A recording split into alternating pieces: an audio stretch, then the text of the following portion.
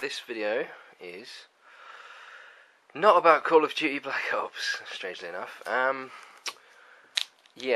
apologise for the lighting in here. Recently I've been filming a lot at night, and as a result the quality is a bit shite. Been back at work recently, so the daylight hours are something I don't get to enjoy anymore. Thank you, full-time employment. I love you so. But yeah, I just wanted to flag this up. Up until last week, in fact, this is from Blockbuster.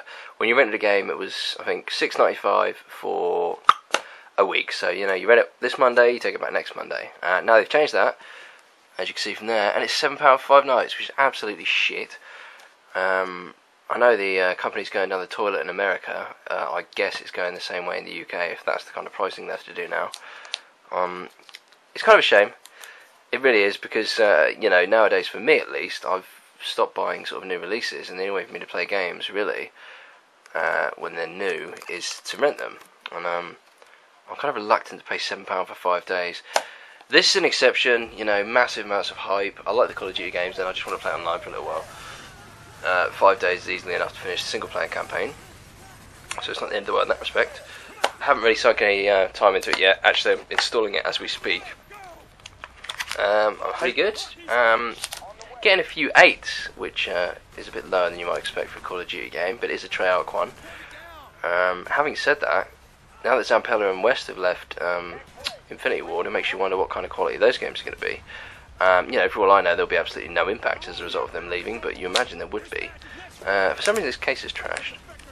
It's an overpriced rental, so tough shit. Right. So now what's the other point of this video? Pickups. And here we have Mist-Free Exile for the original Xbox. Now, I got this from eBay, but rather than unpackage it on camera, I just thought I'd do it this way for once. I just put this on my 360 to play. I didn't actually realise it was the American version, so 360 won't play games from another region. I'm not bothered about that. I don't know why I didn't realise this was the American one. I picked it up for a $5 on eBay, so I was happy with that. Always wanted to get into these games, but the copy of Myst, the original I have, is on the 3DO, and it's really slow, which, you know, I think is kind of the nature of the game anyway. But unfortunately, the 3DO's got a really slow CD drive, so the load times are just dreadful. And it's a game where there's a lot of backtracking involved, a lot of going back and sort of thinking, oh yeah, I know where I left that thing, and you know, and that kind of stuff. So a game of that nature doesn't really lend itself to long load times, or long load times don't really benefit it at all. But let's have a look at this one. It comes complete, which good news. I like the artwork on this, I do. It's kind of cool. Nice big fat manual. I hear something I was waffling on about in one of my other videos. You often get these card fold-outs in American games, which you don't tend to get in our ones. I don't know why. Because it's just a way to get another advertisement in there. But kind of cool. And look at that. It's like some sort of notebook at the back of the manual. What's that? It's Atris's journal. Yeah, it's kind of cool.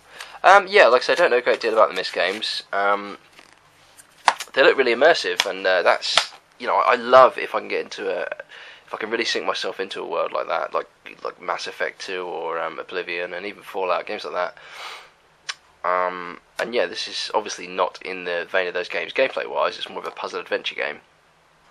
But yeah, I certainly look forward to bashing that out, as people say.